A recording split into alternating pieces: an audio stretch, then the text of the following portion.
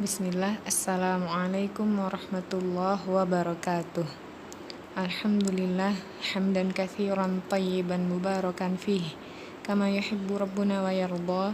Ashhadu an la ilaha illallah wa ashhadu anna muhammadan abduhu wa rasuluh. Allahumma salli ala Muhammad wa ala ali Muhammad amma ba'd. Bersyukur kita kepada Allah atas segala limpahan nikmat dan karunia-Nya kepada kita semua, sehingga anak-anak ibu masih bisa duduk, masih bisa menyimak video pelajaran matematika kelas 2 pertemuan ke-11 ini. Semoga antum antuna beserta keluarga selalu dalam lindungan Allah Subhanahu wa taala. Amin Allahumma amin.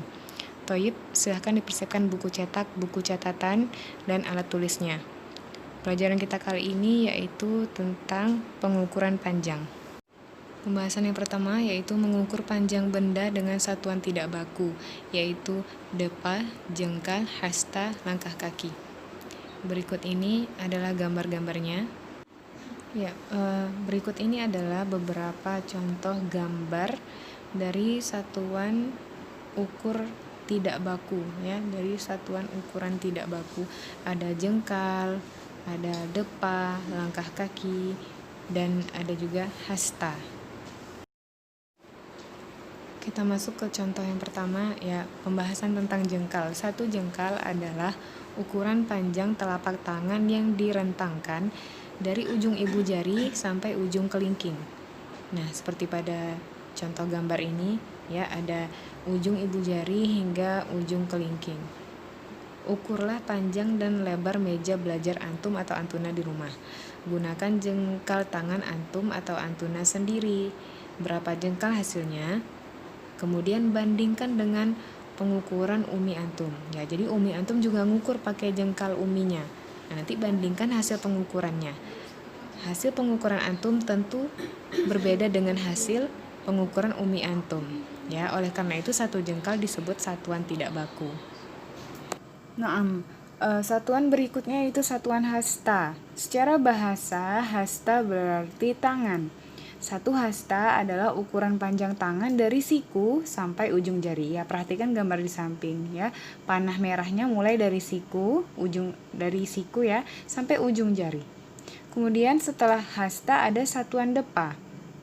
Ya, satu depa adalah ukuran panjang dari ujung jari tangan kanan ke ujung jari tangan kiri yang kedua-duanya direntangkan, ya. Seperti pada gambar di samping, perhatikan. Ya, satu depa adalah tangan antum direntangkan lurus, ya, jadi dari ujung tangan kanan ke ujung tangan kiri adalah ukuran satu depa. Selanjutnya satuan langkah. Satu langkah adalah panjang langkah kaki kita ketika kita sedang berjalan kaki seperti biasa. Ya, ukurlah panjang dan lebar ruang tamu di rumah antum atau antuna masing-masing. Gunakan langkah kakinya. Berapa langkah hasilnya? Kemudian bandingkan dengan pengukuran umi atau abinya. Selanjutnya ada juga satuan kaki. Satu kaki adalah panjang telapak kaki dari pangkal tumit sampai ujung jari kaki. Seperti pada gambar di samping ada tanda panah yang warna pink, ya. Dari pangkal tumit sampai ujung jari kaki itulah ukuran satu kaki.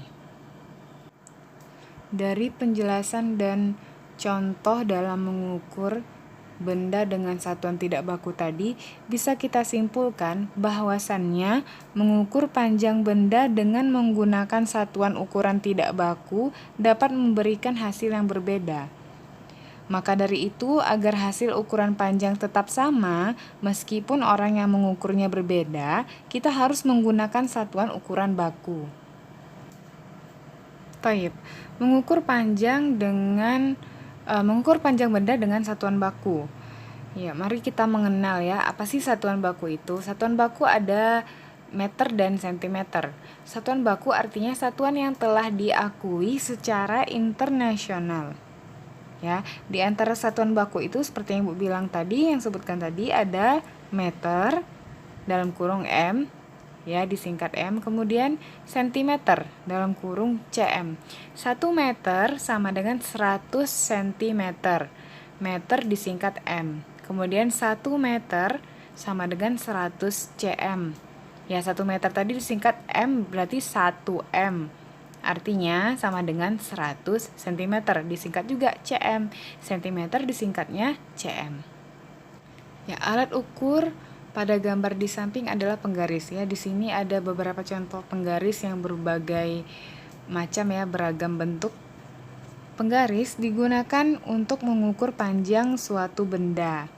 Pada penggaris terdapat angka-angka yang menunjukkan tanda satuan pengukuran.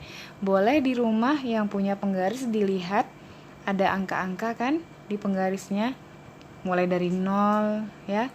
Nah, itu angka-angka itu adalah angka yang menunjukkan satuan pengukuran. Penggaris seperti gambar ini, baik seperti gambar ataupun penggaris antum di rumah, memakai satuan cm. Pasti nanti ada cm di situ. Ya, di samping 0 ada tulisan cm, biasanya kecil. Boleh dibuktikan, dilihat penggarisnya di rumah. Nah, selanjutnya mengukur panjang benda dengan satuan baku. Nah, di sini ada contoh gambar mistar ya, atau penggaris. Bagaimana sih cara menggunakan penggaris atau meteran dengan benar? Ya, cara menggunakannya, langkah pertama, letakkan salah satu ujung pensil atau pena. Jika yang akan antum ukur ini bendanya adalah pensil atau pena, letakkan benda tersebut pada angka 0. Salah satu ujung bendanya letakkan pada angka 0. Seperti gambar ini, ya, ujung pena diletakkan sejajar dengan angka 0. Lihat garis atau panah warna merah. Kemudian setelah kita paskan dia ujung pensil atau pena tadi di angka 0, langkah kedua ya, lihatlah angka pada ujung pensil yang lain. Tadi di panah merah ada ujung pensil sebelah kiri, kita lihat ujung pensil yang sebelah kanannya. Berhenti di angka berapa dia atau pas dengan angka berapa dia. Ya, pada contoh gambar ini dia pas di angka 14 ya nak. Nih, ujung pena yang lain ini pas di angka 14. Maka panjang pena pada gambar di atas tepat di angka 14, maka panjang pena ditulis 14 cm, ya, 14 cm. Toyib, kita lanjutkan pelajaran kita yang berikutnya, mengukur panjang benda melengkung. Bagaimana sih cara mengukur benda yang melengkung, ya, yang tidak lurus? Pertama, langkahnya, letakkanlah sehelai tali tepat di atas benda melengkung yang antum mau ukur.